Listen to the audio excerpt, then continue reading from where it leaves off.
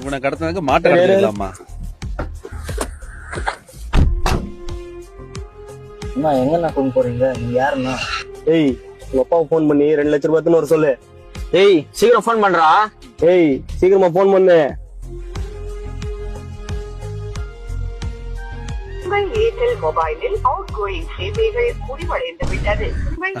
என்னடா மச்சான் ரீசார்ஜ் கூட இல்ல? ஏய் ரீசார்ஜ் பண்ண உன் நம்பருக்கு. ஆயிடுச்சுண்ணா. ஏய் கால் பண்றேன் இப்போ. Incoming call service is not available to this number. Please recharge immediately. ஏய் அவன் அப்பனுக்கு ரீசார்ஜ் பண்ணு. டேய் விட்டு வாடா, உங்களுக்கு புரியலடா பாவிங்களா. ஏய் கால் பண்றா.